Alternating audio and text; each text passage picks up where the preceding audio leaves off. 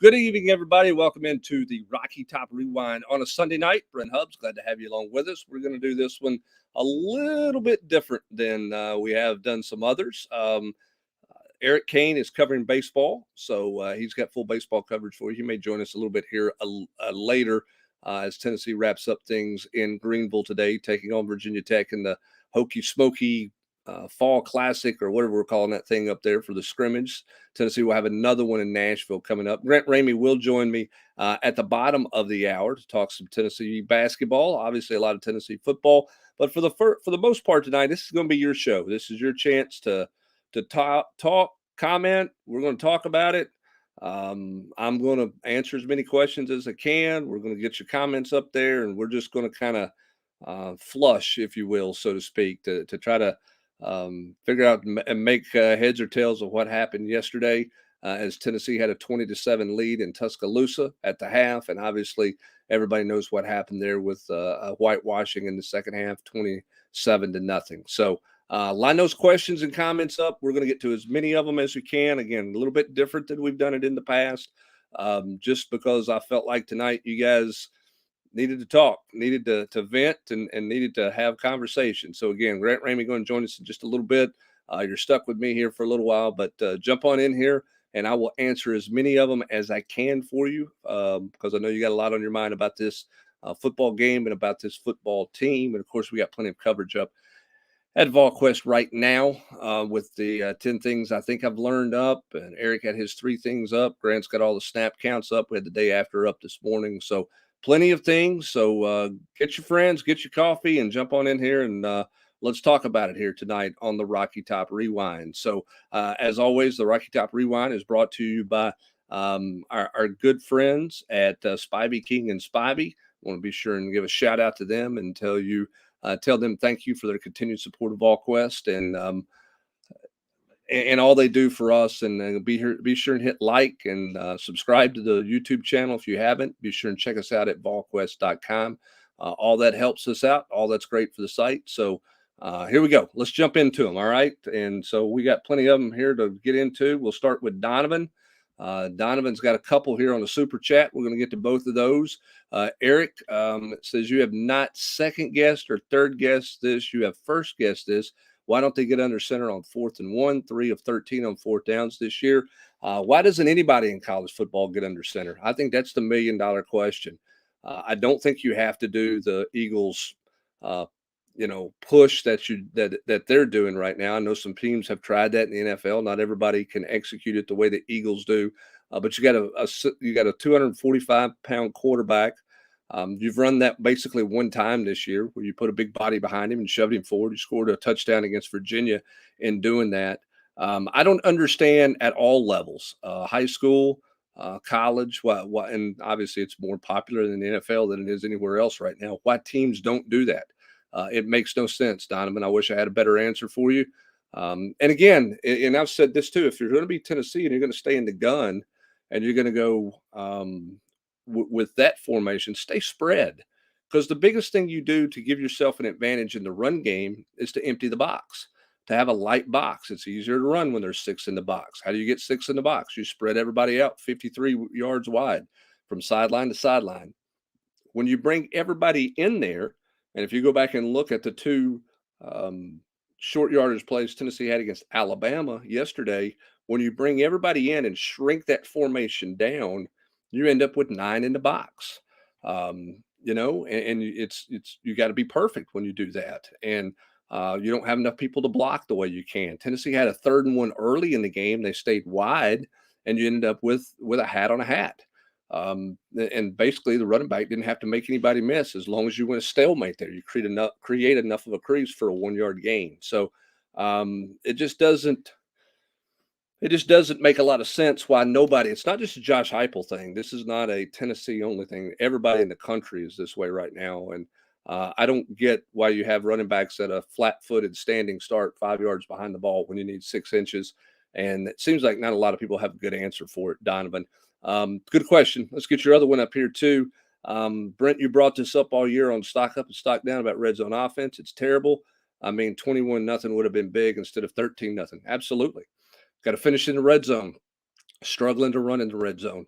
I thought it was interesting when I pulled up the stats from the first 3 SEC games last year.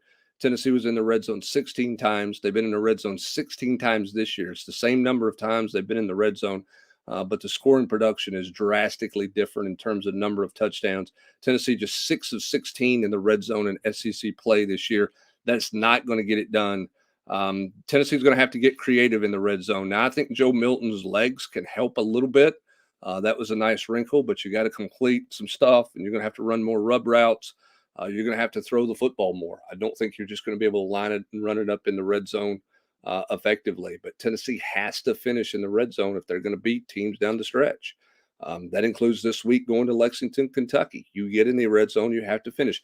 This offense is unlike last year's offense. We knew it would be, and to a great degree. And the biggest difference is the splash plays. Tennessee doesn't have, and it's not just Joe.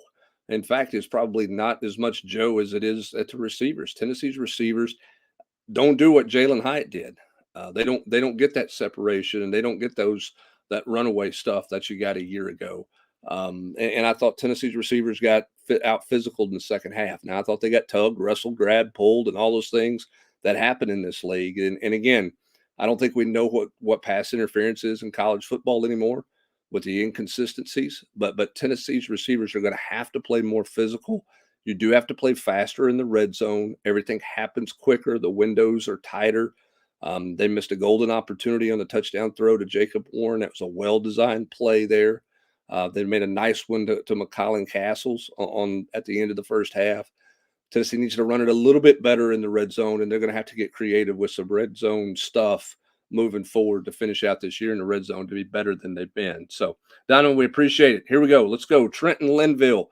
Why don't we run more slant routes to the middle? With the wide splits and the safeties playing deep, there's usually a huge gap where the slant would be wide open. I think part of that is, are you getting man or are you getting zone? I think they've tried to run a couple of slants this year, and Joe got baited into that and threw an interception at times. But other times the slants are open. They hit a couple of them yesterday. When you get that, I think you got to throw more of them. They threw, gosh, 4 in the second half against South Carolina. It's probably the best ball Joe threw in that game against South Carolina. It was just kind of the standing flat foot slant. So when you get the right coverage that you're looking for there, and somebody's not dropping, not disguising man and dropping somebody in the zone, I think you have to continue to throw that. You got to catch the ball in the middle. You had Dante Thornton on a slant yesterday, drop the ball. So you got to, that's where you miss a bigger receiver, a taller guy. I think Brew can run those slants. Obviously, he's not coming back.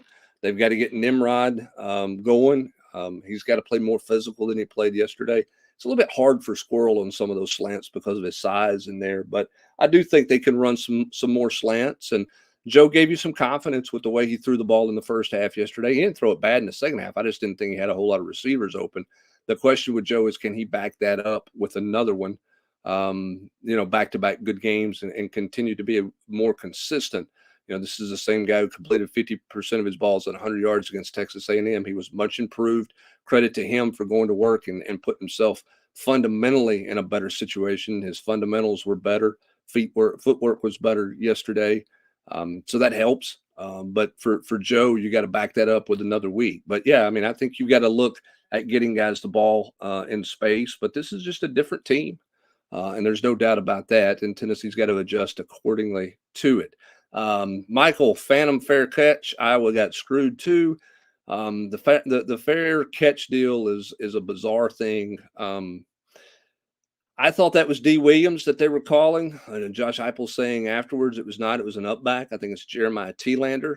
I've tried to find it. I don't have an all 22 copy, but in talking to some people today, Thielander was trying to point out that it was a sky kick and where the ball was to Cam Seldon and to the guys back behind him. So it's to my understanding he pointed that it was up. Now, I don't know how high he pointed, but it states, in the rules, you're supposed to wave your hand and make a clear indication of a fair catch. That's clearly not the rule that people are calling right now. I'm not sure what the Iowa guy was doing, was kind of swinging his arm, but that was not a fair catch signal that he made. That's a tough call. And that call's being made. The one yesterday in the Tennessee game was made about 50 yards away from wherever Jeremiah Thielander was. That's a tough one. And I think that's a rule that's got to be looked at. You've got to get more clarity on that. Make sure everybody understands. Make sure your all your return guys, everybody on special teams understands what they're going to call and what they're not going to call. Um, I think you got to define that on the rules committee. If it's truly you got to make a signal, you got to make a hand signal, um, then that's nobody did that in either game in either one of these particular plays. So why are we suddenly calling it differently? I don't know. I think that's a question that needs to be addressed. Unfortunately, there's no transparency with officials. There's no statement released from the officials on plays or anything like that. There's no pool reporter asking officiating questions after the game, and we'll never hear any more about it. Josh Heupel, and not just Josh Heupel, I'm sure Nick Saban will turn in some plays, and Lane Kiffin will turn in plays, and everybody in the league will turn in plays, and they'll get some kind of comment back or whatever, but we'll never hear anything publicly about what's being done with that. But that we've not seen that one in college football, the phantom fair catch signal, but that one showed up in two big ways yesterday. It was a huge play in the Tennessee game, given the field position that Tennessee was put in, and obviously it cost Iowa the football game. So two really difficult plays, and I think something that officials should address, but who knows if we'll ever get an address from anybody about that. Tony says, I like Coach Heupel, but punt the dang ball. He's hurt his team. Yeah, I think you got to play field position. And I wrote that. I think you got to play field position more than you did yesterday.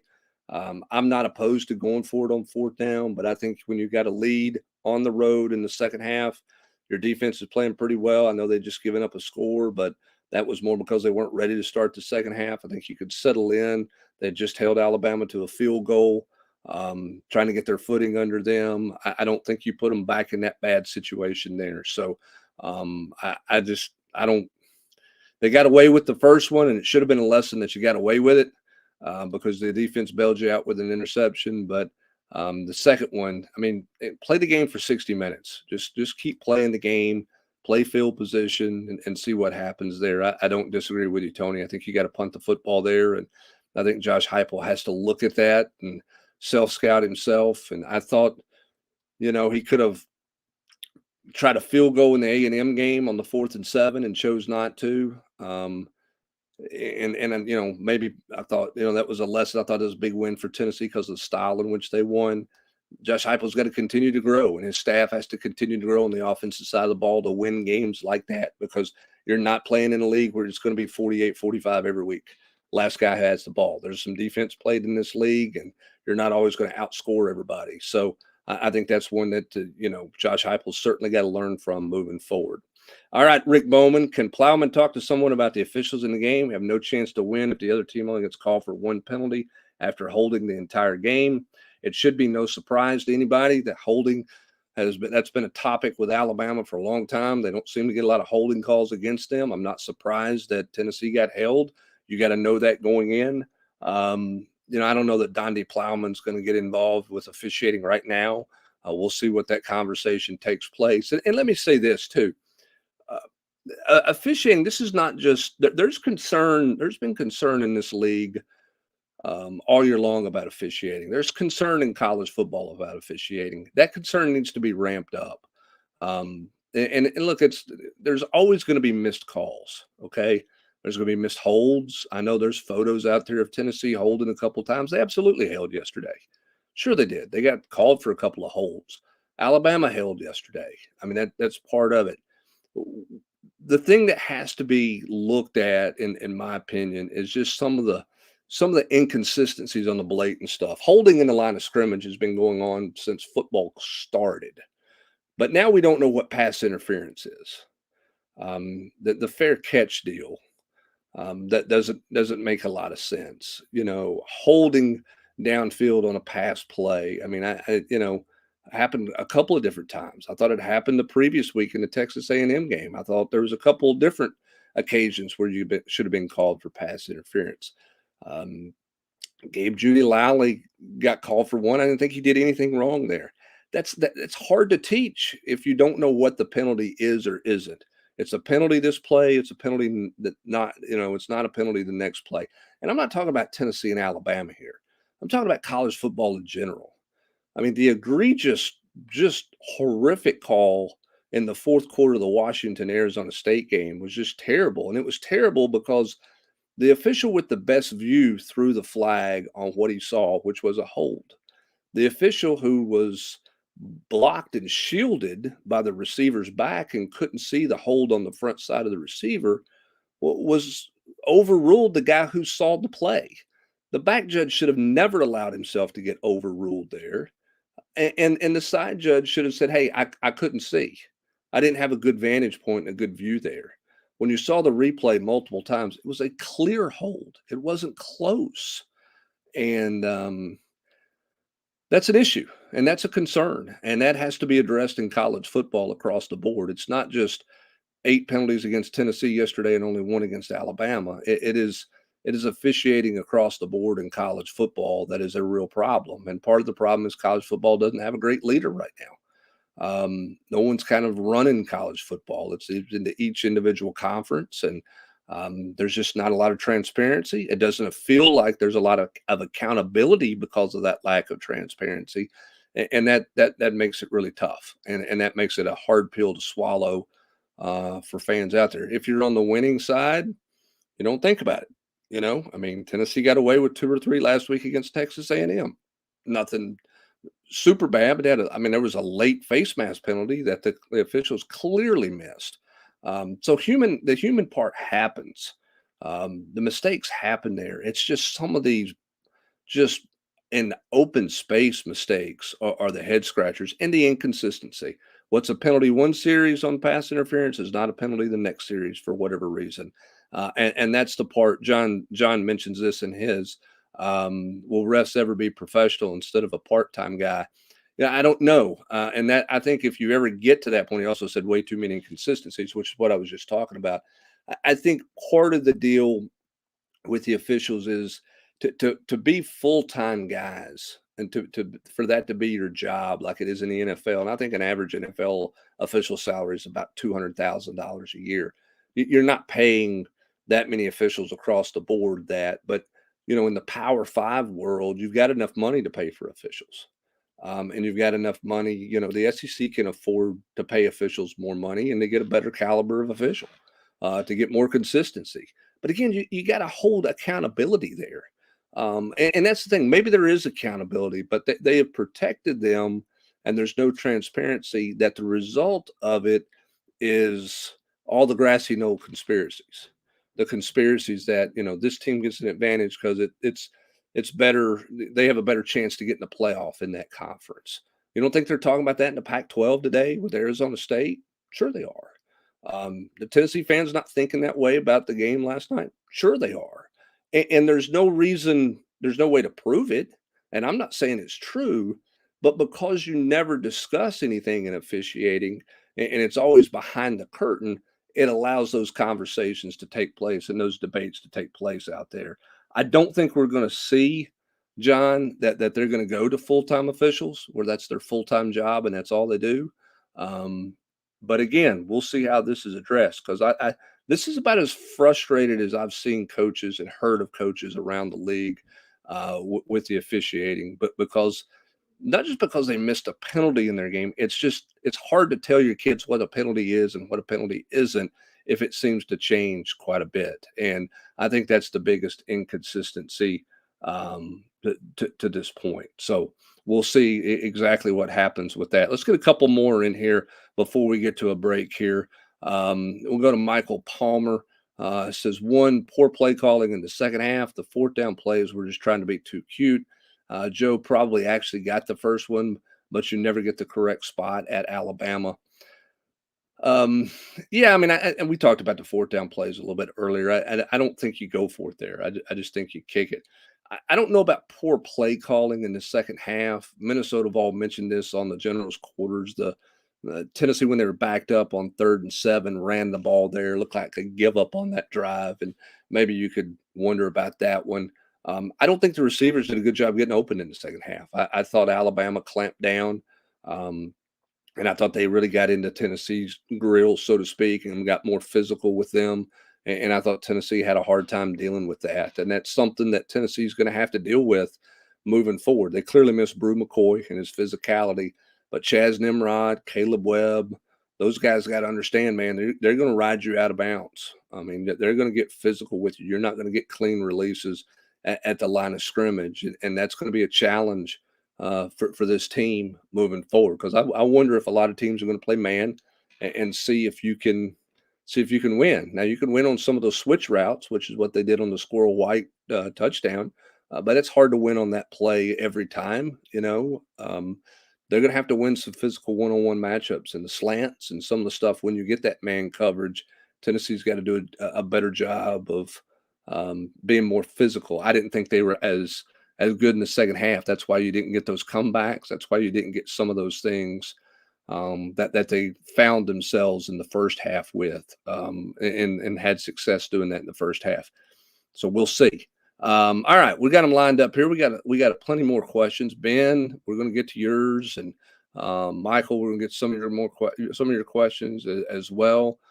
Kelly's got some in there. We're going to get plenty of these questions coming up here as we continue on the Rocky Top Rewind. Remember, Grant Ramey's going to join me at the bottom of the hour to talk about things, but we're going to take as many of these as we can take for you guys tonight, and continue to jump on in here and throw them at me, and I'll answer them to the best of my ability, and we'll just kind of talk about it tonight. It's just pull up a chair, if you will, and we'll just talk about it, kind of get it off our chest. A little therapy action tonight here on the Rocky Top Rewind. We got more of your questions, more answers coming up right here in just a minute on the Rocky Top Rewind, brought to you by our good friends at Spivey, King and Spivey.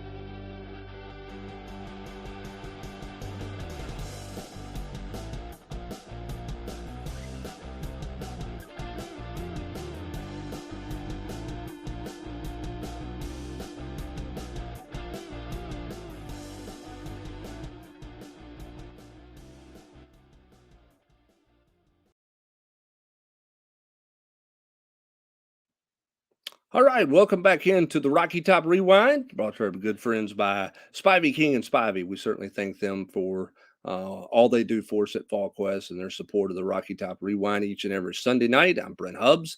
Eric Kane's covering some baseball. He's got all that coverage for you at Volquest right now. Grant Ramey's going to join me at the bottom of the hour, but we're just taking your questions, taking your comments tonight. We're diving into them and talking about them as much as we can. Yopper Vols Fanatic, 4th and inches, and we go shotgun. Yopper, if you've been watching college football for the last 5 to 7 years, everybody goes shotgun. Nobody goes under center. I don't know why, but it's offensive coordinators don't believe in going to it. Again, I'll say this: if you're going to stay in the gun, stay spread out.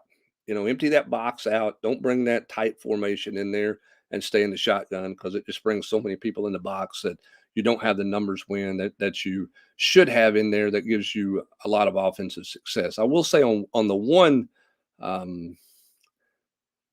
the first one, it looked like Tennessee was trying to run a shovel pass there. When you watch it on rewind, it looks like Jacob Warren is coming across the formation after the ball snap and a little bit of a trail behind the quarterback to try to run a shovel pass. But Alabama's defensive end was untouched and got on Joe Milton in a hurry. And I don't know that it was executed the right way, but it certainly looked like they were trying to run a shovel pass there. Or at least that was kind of the flow of that play with what Jacob Warden was doing at the tight end position there. All right, Ben Hall wants to know, at this point, pass interference has to be something that's reviewable. The amount of times we were held in the red zone or attempting to get to Milrow is astounding. Again, Alabama doesn't get called for a lot of holds. There's always holding in the line of scrimmage. Tennessee held multiple times, didn't get called. I get that's part of it. I'm not saying it's right. I'm just saying that's the way it is. It's the human part. At some point, officials aren't going to call a holding every play. It's one of those things you can call it every play. As for pass interference as a reviewable play, man, you're going to review every pass if that's what you do. You really are. And they're trying to speed the game up as it is now. I don't think you'll ever see that.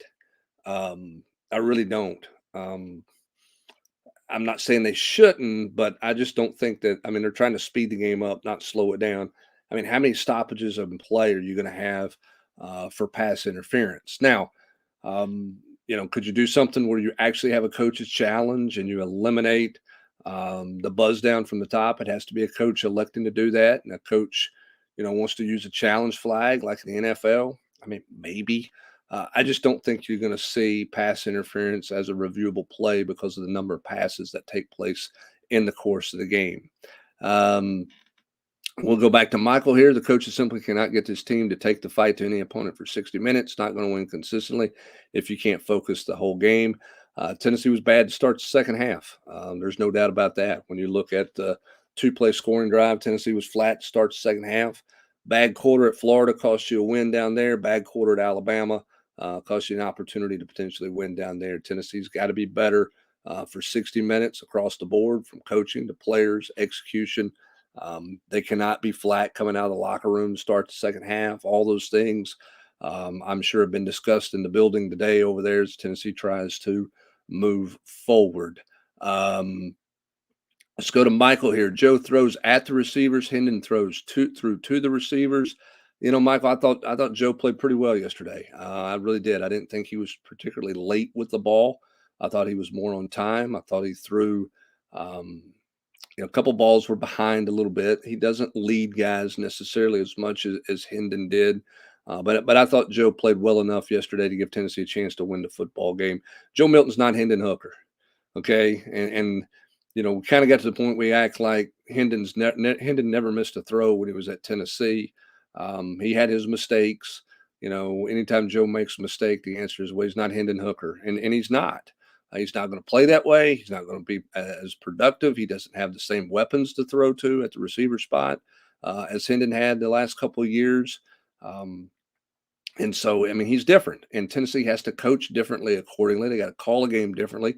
This team is going to have to drive the football more. They're not going to be able to get a bunch of those one-play touchdowns, which will be a key next week in this game against Kentucky, because Tennessee has big played Kentucky to death for 2 years.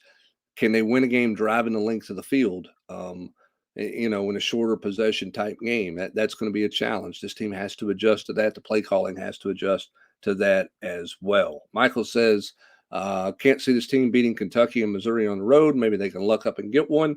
I think the challenge for this team is to put yesterday behind them and move forward as quickly as they can and focus on Kentucky. Kentucky is coming off an open date. They should be fresh. Tennessee's going to have to stop the run. Kentucky has struggled to pass the football.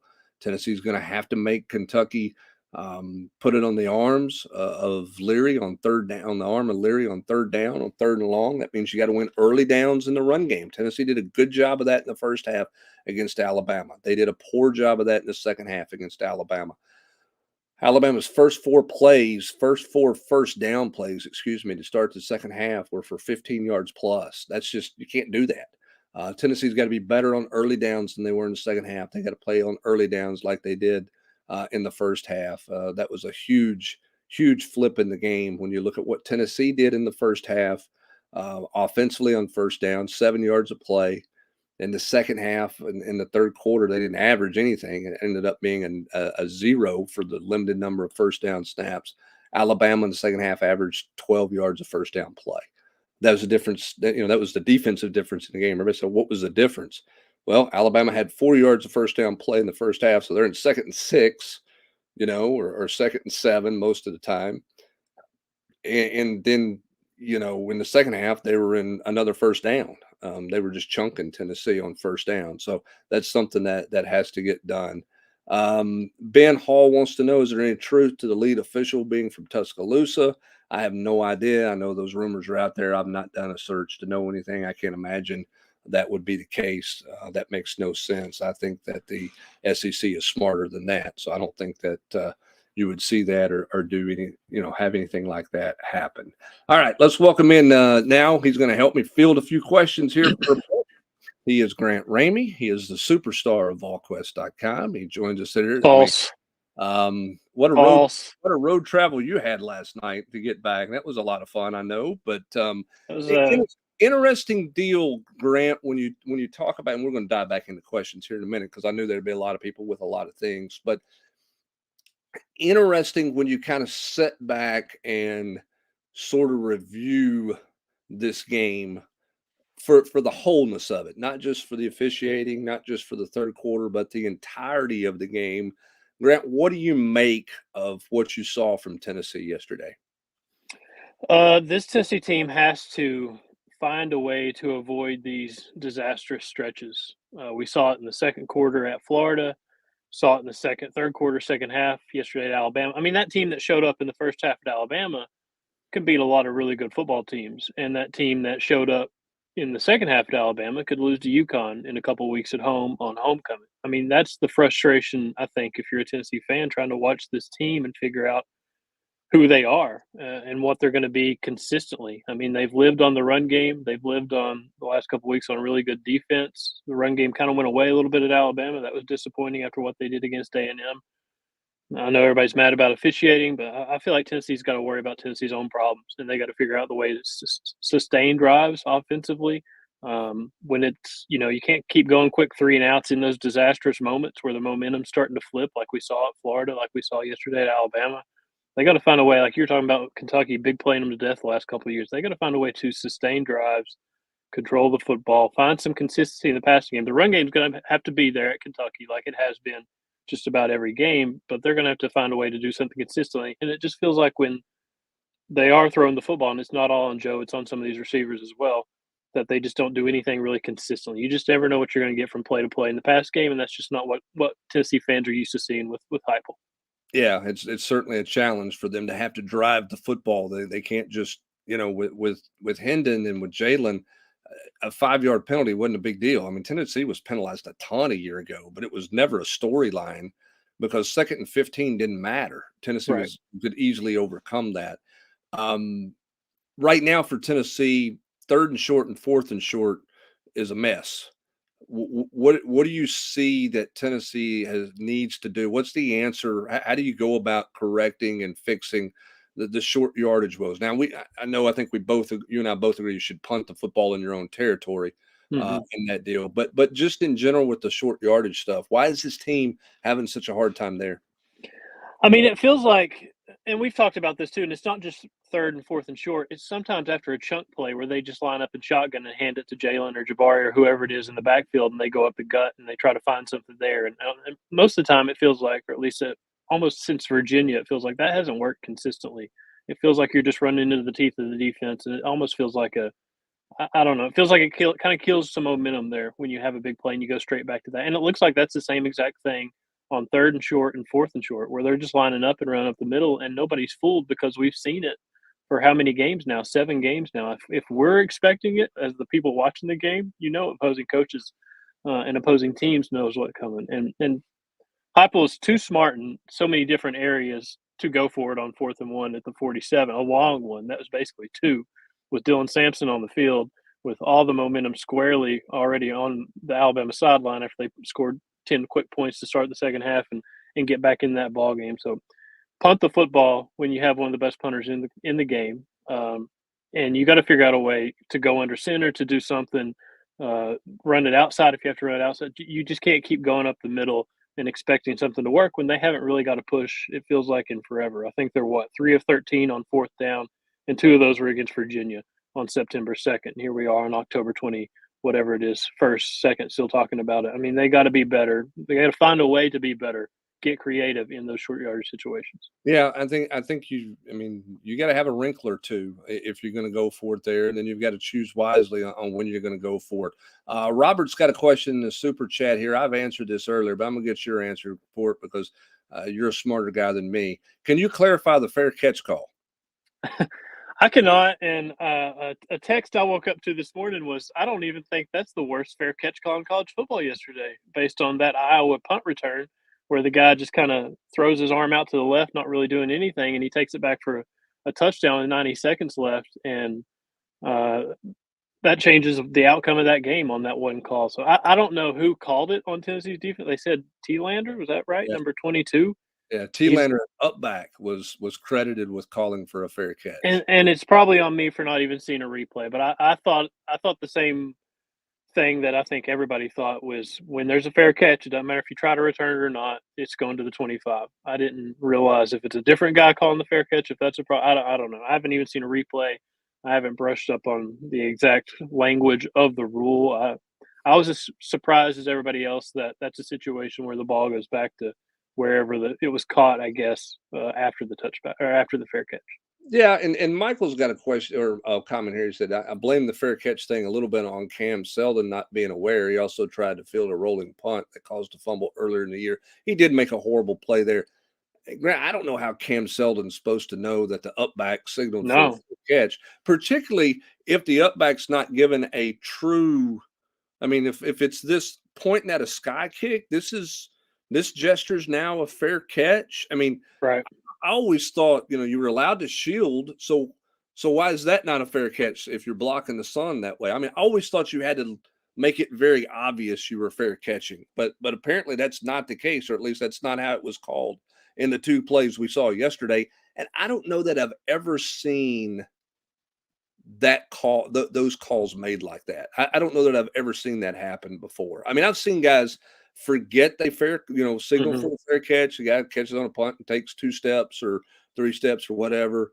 But he gave a clear indication. Neither one of those were remotely clear to an indication of a fair catch. And I don't think it's on Cam Seldon. I mean, if it was as hard for everybody else in the stadium to see that it happened, I don't know how Cam Seldon's going to be tracking the ball and catching the football and seeing that his up back. Like it's a I think it's a very different situation from the play Cam Seldon made on the punt against I don't even know which opponent it was earlier in the season when that happened. I don't think it's on him. If T-Lander signaled for a fair catch, then I guess it's on him. If he's trying to deke out a kick team like you kind of fake out a punt return team by trying to act like you're catching the ball in a different area of the field, like I don't know. There's got to have to be some kind of explanation from somebody at some point this week on Tennessee's side of what they saw on that play or why it maybe happened the way it did or kind of what went wrong, I guess. Well, and that's the question is, are you going to get any explanation? And Trent wants to know this. If you're Danny White, what action would you take after the officiating last week? Josh Heupel clearly biting his tongue last night when asked about officiating by Austin Price, just with the long pause, gritted his teeth a couple times and exhaled and finally said, is that a long enough pause? Right. I Which, mean, I you know, think it's interesting, like a lot of people, a lot of fans like go scorch earth on them. Does that help you with officials moving down the road? Should you even have to think that way? Or is it more, Grant, about Josh Heupel's got to get his team past this game yesterday? Like you're getting ready to play on the road again. You can't let Alabama beat you twice. I think it is going to be interesting to see how he addresses the questions on Monday about some officiating stuff. If he's just going to have a blanket statement, hey, we're moving on, give a little Belichick, we're on to Kentucky, or what he's going to do. I think it's a fascinating sort of deal on how everybody handles the frustrations of officiating. And Josh has been frustrated about officiating for weeks now. right. I mean, if I'm Josh, I don't think Josh has ever seeked out my PR advice. I would say we do the same thing we do every week. We review the tape, we see stuff we don't like, we turn it into the league, and that's it, and move on to Kentucky because, yeah, that was a rough loss, brutal loss, awful loss at Alabama, and whatever you want to say about officiating, but you got to move on because you got a winnable game against a tough team at Kentucky.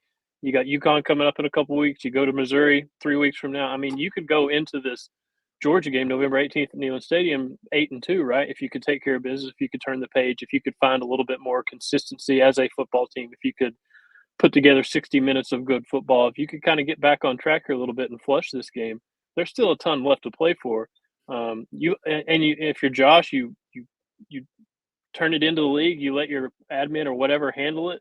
That whatever process is normal from week to week with calls you don't like or calls you felt you should have got or not should have got, and move on because there's plenty to go. I don't think anything's going to change it. If you go scorched earth, you're going to get fined. I don't. Maybe that hurts you with certain officiating crews down the road. I don't think going public with it and doing anything crazy grandstanding is going to make any kind of difference moving forward. That's the problem because it's college officiating. I mean, Alabama had how many penalties at Neyland last year? 17 for 130 or 14 or whatever. It was a crazy high number. So it's just kind of, it just, to me, it feels like that's what college football, college basketball, any college sport is. You're going to get tough whistles on the road. You're going to get more often than not. You're going to be up against it in that kind of environment, and it kind of is what it is. All right, a couple of things here before we let you get it out the door. I want to hit basketball for a couple of quick things. Tennessee going to East Lansing to play Michigan State next Sunday for and what are we calling this? A scrimmage? Or are we calling this exhibition game? What do we call this thing now? Charity exhibition. It's Sunday. It's 3:30. It's going to be on Big Ten Network. It's at the Breslin Center at Michigan State in East Lansing. It's open just like any other games open, just like any other exhibition games open. So it's Tennessee's number 9 in the AP preseason top 25. Michigan State's number 4. So it's a pretty big time matchup for October for really kind of getting your feet wet and diving in here to basketball season. Zakai Ziegler, he said last week it was his goal to play in that game. I don't know if he does. I think he's kind of progressing at a. I would play him in that. I'd play him in a very limited situation in that exhibition game just to kind of get it out of the way, just to be like, here he is, he's back on the floor, and roll with it. I would try to just kind of get it going as quickly as I could, as cautiously as I could, in terms of being careful with him. Just a few minutes here, a few minutes there, as the kind of the preseason leads up to. I mean, you really don't have anything until November 10th when they go to Wisconsin for that Friday night game at the Kohl Center in Madison. So I would kind of ramp him up towards that based on whatever feedback he was giving me and the trainers and stuff. All right, Freddie DeLeon going to get a ton of work at the point guard. Is that kind of where they go if Zakai is done on the floor? That's what they did in Italy in August, and I think that's what they'll continue to do. Freddie's a really good basketball player, projected to be a first-round pick according to ESPN and the next NBA draft. I think that's how highly people think of him. So that is the good thing. They do have Freddie. They do have Santi. They don't have to rush Zakai back on the floor just to have a point guard. They've got options there. I think Freddie would be the first guy. All right. We'll have coverage of Tennessee basketball with Grant Ramey, Rob Lewis will get cranked up there. We'll have continued coverage of Tennessee football as well. Grant, appreciate the stop tonight and get ready for plenty of we'll see if Tennessee can move past. I know Josh Heupel's going to do his best. We'll see in the next 48 hours how quickly everybody can move past yesterday and get ready for the Kentucky Wildcats. Appreciate it, my friend. It's never boring, Hubbard. Appreciate it. See you. No, it is never boring, that's for sure. That's Grant Ramey joining us here on the Rocky Top Rewind. Our good friends at Spivey King and Spivey, be sure and check them out. Certainly want to thank them. Their mission statement, problem, let us find a solution. They're Tennessee trial lawyers specializing in criminal defense, family law, and personal injury. So if you're in the need for any of that, they've got over 80 years of combined experience at Spivey King and Spivey LLP. They represented throughout state and federal courts in Northeast Tennessee. They've got a vast amount of trial experience, practicing primarily in the Tri-Cities in Sullivan County, but they can do a lot for you. That is Spivey King and Spivey LLP. If you're in need for some legal help, you can give them a call and check them out for a free consultation at area code 423-245-4185. That is our good friends at Spivey King and Spivey. You can check them out online, Spivey King and Spivey LLP.com. Austin Price will join us in our final segment on the Rocky Top Rewind. That is coming up next, right after this.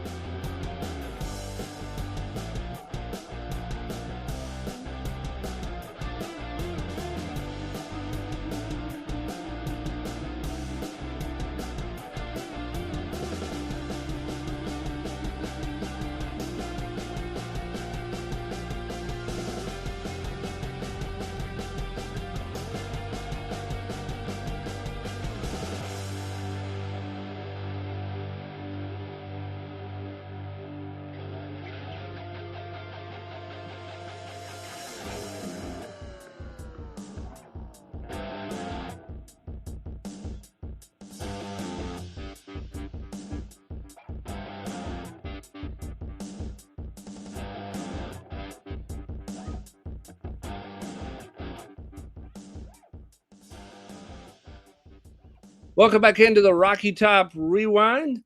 and glad to have you along with us. Want to welcome now in Austin Price, who joins us here in the back half to close this thing out.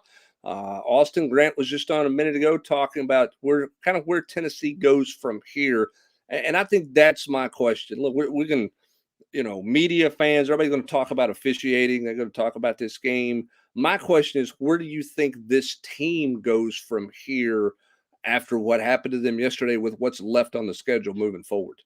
Well, if I'm going off Bryson Eason, who I just had out to tape this week's Ball Club Confidential, to me, I don't worry about him. I mean, he's dialed in. Said that they've had several of them talk last night about not letting Alabama beat them twice, getting right back up on the horse. They know they still have a lot to play for the rest of the way. Not all is lost. And again, this is a football program for some of these kids that when they first got here was in shambles or they were not very good. And so, again, Tennessee has a chance to be 6-2 heading to November for only the second time since 2006. That was last year. So, I mean, like back-to-back seasons, they could do something they've not done in a while. So, I think that, they know kind of what's in front of them. So, again, basing it off my conversation with him, I'm not super worried about it. But again, that's one person on the team. Got to kind of see where everybody is because, if half of them, struggle to get back up off the mat, then, it could have an effect. Yeah, Josh Heupel's team's 6-1 coming off a loss since he's been the head coach at Tennessee. So he's done a good job with his team coming off losses. This one is as painful as they get. And you're not playing, no offense to UTSA, you're not coming off of a loss to Florida and taking on UTSA. This is a Kentucky team that's had a week off, Austin. This is a Kentucky team that struggles to throw the football, but they're good running the football. And Tennessee's played two really physical games the last 2 weeks. But they've rotated a lot of guys on the defensive front, which should help, right? I mean, they shouldn't have a bunch of guys just completely beat down because most guys are averaging 25, 30 snaps at most on the defensive line, correct? That's right. And in reality, now the linebackers didn't rotate as much yesterday, but they've done it, and now they did the corners. But they've done a good job of rotating throughout the season at all positions. And so, I mean, like, I'm not sure anybody's super beat up. Now, I continue to think the wide receivers are just thin. And so, Squirrel White had a nice game yesterday. I think his health is paramount for their success the rest of the year. I think it's important to keep him upright. I thought Ramel Keaton rebounded to a degree yesterday. Dante Thornton just seems lost at this point. And then the sophomores or redshirt freshmen are kind of still trying to figure things out. So the passing game's got to continue to come along. Tennessee's going to have to run the ball better against Kentucky. It's not the same as Alabama's front. So, again, I think Tennessee has a chance to bounce back. And a lot of what Kentucky does well, Tennessee is strong at as well. So Kentucky loves to run it. Well, what's Tennessee do well defensively? They stop the run. Right. He's not, a great passing team. Leary struggled. Tennessee should be able to get after him when he does throw it. So, I mean, I'm not, they've had 2 weeks to prepare. They're coming off the bye week. Tennessee's coming off 2 extremely tough physical games against A&M and Alabama. But I would still argue that Tennessee's not a good matchup for Kentucky for what Kentucky does well. All right, got a couple of questions here that I want to get into before we get out. We've taken a bunch of comments tonight on the side and a bunch of questions because, quite frankly, I just felt like everybody needed to talk about it, right, AP? Sure. Michael Nelson has this one, and I think it's an interesting question because I think sometimes guys say stuff, they don't necessarily mean it how it sounds. Elijah Herring with the comment last night, we just kind of thought Alabama was going to roll over. I don't really know that anybody in the Tennessee locker room thought Alabama was beat when they went into the locker, that the game was over at 20-7. I'm not sure that's really what he was implying when he said that, but he wanted to know, Michael wants to know, what did Joe mean when he said some players didn't do their job and kind of took turns at that? And it's his job as a leader as a quarterback to lead his team better. That's on him. What do you make of that? Do people make too much of that comment there? What do you think that meant? Yeah, I mean, admittedly, we talk in front of the public on the general's quarters every day. And I mean, there are some things that I say that get taken out of context, or sometimes I say things and it comes. I mean it a certain way, but it comes out a different way, and I don't do a good job of conveying my thoughts. And so, so I can only imagine as a 19-year-old, Elijah Herring, or a 22, 23-year-old Joe Milton, you're naturally going to say some things, and it come out the wrong way. You didn't really mean it that way, or it's just altogether confusing. So, there was some stuff made, I guess, was it Aaron Beasley made the comment at Florida or whatever he said. And, I don't think you really understood it. So much of those rooms are kind of hectic. There's a lot of people in there. You got photographers in there working and making noise. And so sometimes, again, I'm not saying that that's the case here. I'm just saying, like, as a 19, 20, 21, 22-year-old kid with the lights on you and a lot of noise in the room, and you're trying to hurry up and get done, like, you could be easily confused by some things. Again, that's not be the case here. I'm just, spitballing.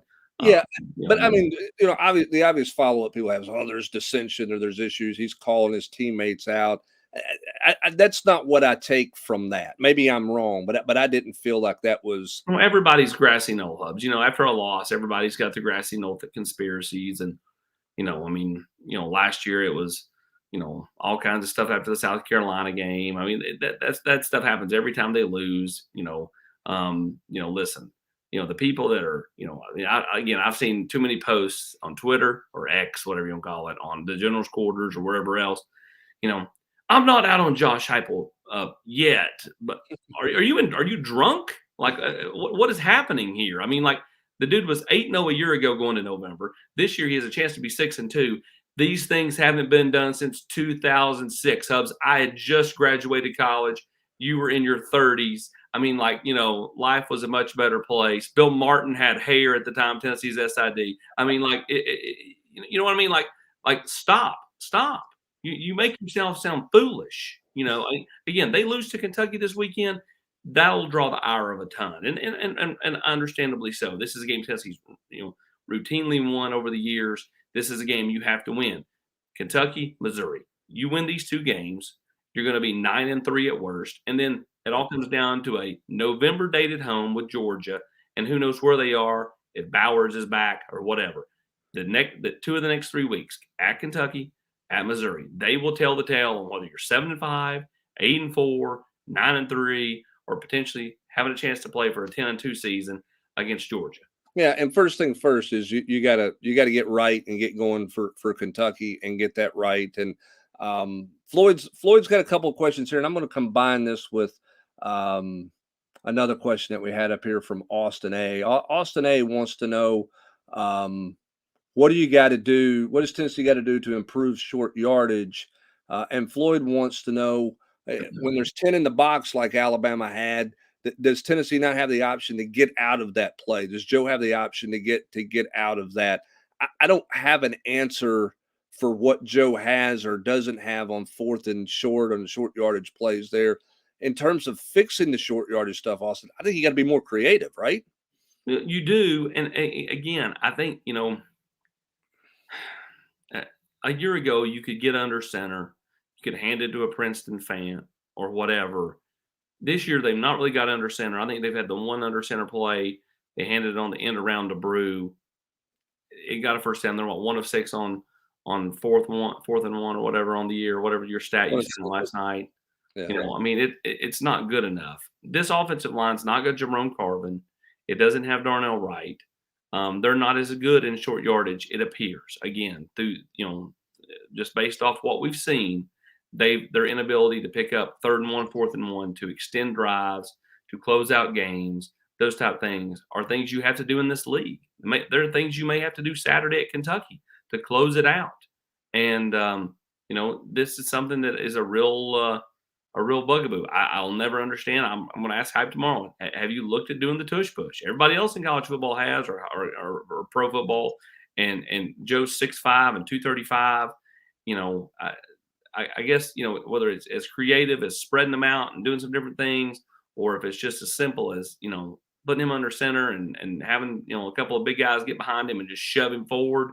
Tennessee's got to figure out a way to convert 3rd and 1, 4th and 1s, because, these are key things that right now are hurting this football team, especially if you're going to go for it on 4th and 1 on your side of the 50 on the road. All right, a couple other questions here. We're going to get out the door here at the top of the hour. Tony wants to know: does Jackson Ross have the option to run? Looks like he could have picked up a first down for sure on one of those punts. Do you know if he has the option to run? I don't think he has that option to call that himself. I think that's going to be a call from the sideline. Listen, Britton Colquitt, he decided to throw it in 2005, and that was not super well received.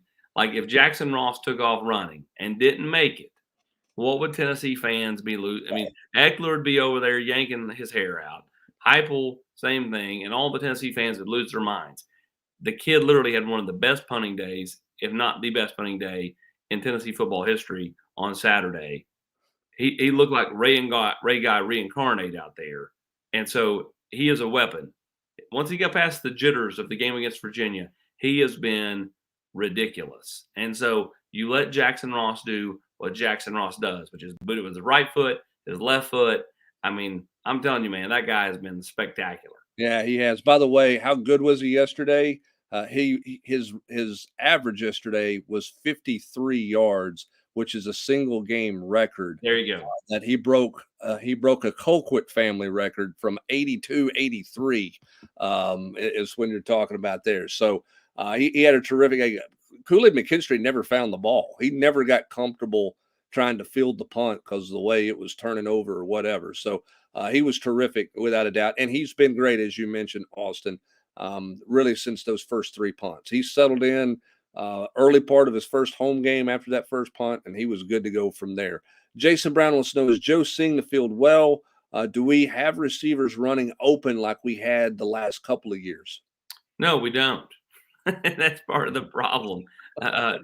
Tennessee's not been able to get separation with the receivers. I'm not saying Joe's seeing the field perfectly. I'm just saying, like, it's not like it was a year ago where guys were just running wide open, or even Joe's first couple of starts back in 21.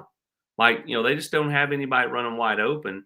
And, I thought Joe, threw it pretty well yesterday. Was he perfect? No. But, could he put a little more touch on the ball to Jacob Warren? I think that's a touchdown if he puts any kind of touch on it at all, or throws it down just a touch. When 6'7" Jacob Warren can't get to it, it's just pretty high. And of course he threw it like a rocket. But at the same time, like, he threw a great touch pass to McAllen Castles down there in the first half. And then, again, the second half started with them backed up against their goal line, 3 runs and a punt. And they just kind of never got going, never got it flipped around. And, again, Joe's still looking for his first 300-yard game of his career. And, at some point he's going to have to pull one of those off. Yeah, and look, if you just, I've said this to multiple people today. If you just said going into the game on Friday, Austin, if I'd have said, hey, Joe's going to complete 69% of his throws, he's going to throw for right at 270 yards, no interceptions, and he's going to throw 2 touchdown passes, where would you have given Tennessee's opportunities to win the game? I would have told you that if they were losing, it was going to be by less than 14. And he also was the leading rusher. Now, the flip side of that is if on Friday I would have said, hey, Austin, Tennessee is going to turn it over. I won't call the last turnover on downs because Tennessee was whatever on 4th down there. But Tennessee is going to turn it over essentially 3 times, twice on downs and then 1 on the fumble in their own territory Saturday at Tuscaloosa. What would you give in Tennessee's chances of winning? Slim to none. Yeah, and that's what happened, and that's what killed Tennessee in this game was those 3 turnovers. Because a turnover on downs, there's the same thing as a fumble, giving you a short field, and that's what happened there. So as we wrap it up here, I want to thank everybody for all their questions and comments tonight. Again, I felt like this was the best way to do it. I didn't think anybody necessarily was interested in hearing a scouting report on Kentucky tonight or anything else. Just wanted to kind of talk ball and kind of talk through what happened yesterday afternoon. As the page gets turned, Austin, 2 things. 1, how do you think Josh Heupel handles the officiating questions tomorrow? Is this a Belichick we're on to Kentucky situation? And 2, how you mentioned Bryson Easton, you think that this team's going to be able to turn the page. How big of a challenge is this to turn the page? Is it easier for players to do than fans want to give them credit? That doesn't mean players don't care. I'm not suggesting that. But is it easier for the player to move on to the next game as opposed to fans? Yes, and players do care. Bryson even said that during the episode. how much it hurt him yesterday, but he's that much more amped and ready to get to Saturday, like to wash the taste out of his mouth, to go out there and knock some heads and just get out there and play ball. And so I think that's simple, easy. And you never know. I may ask Heupel again. Once you watch the film, did you feel like it was one sided, and just let him stare at me again? I give him credit. He had a lot he wanted to say there, and and that was the point. He could do made it his one of two ways. point He could go without scorched getting earth. himself in trouble. He could go scorched earth, right? Or he could handle it like he did and still get his point across that the officiating was bad. So I'm sure when they went back, and I don't know how many plays did they turn into the league office, because it's normally 7 or 8. I bet you it was double that, because it was atrocious. Yeah, atrocious. Yeah, I would say, or if you're at the point where you say, hey, it doesn't really matter anyway, how many of these are we really going to turn in? That's what we don't know. Somebody asked earlier on this about officials being, evaluated after every game. The league office says they are. We have no idea what that evaluation looks like, because there's not any transparency with any kind of that stuff from the league office. Nothing ever happens to these guys. Are you kidding me? Right. That's the way it's been for years. For sure. So it's on to Kentucky for Tennessee. They start their preparations on that coming up tomorrow, and then they'll kick them in high gear on Tuesday. Josh Heupel will meet the media at noon. We've got full coverage of Tennessee's baseball scrimmage from Eric Kane on the front page right now. 10 Things I Think I Learned is up. Grant's got all the snap count stuff. We've got the day after up. Rob will have the 3-2-1 tomorrow. And then we're right back in it with all the press conference coverage and everything from Josh Heupel. We'll have the 2-minute drill. We'll have everything else going on, right, AB? Who knows? Some midweek recruiting news. You never know. Yeah, well, we have trail tidbits, but there could be some recruiting news on top of that, right? That's correct. Where's Max and a wink when you drop nuggets like that in this thing? And by the way, where's your Christmas tree? Catherine failed this weekend. Buddy. Well, she did tell me she would put it up if I got it down, and I just didn't get it down. Oh, so you failed. It was really me failing. Okay. Well, at least you owned that one honestly. All right. That's going to do it. She fails very little, pal. She really does. She's by far the harder she's tougher than I am. She's got a much better work ethic than I do, and just generally a better overall. And I understand. We're all in that same category with our spouses. All right. Again, thanks to our good friends at Spivey King and Spivey LLP for their continued sponsorship of the Rocky Top Rewind. Thank you for joining us tonight here at Volquest.com on the Rocky Top Rewind on our YouTube channel. Be sure and hit the like button. Subscribe to the YouTube channel, pass along to all your friends, and be sure and check us out on the General's Quarters and at Volquest.com. For Grant Ramey, who joined me earlier, Austin Price, for always joining us, I'm Brent Hubbs. Thanks for being a part of the Rocky Top Rewind. Have a great night, everybody.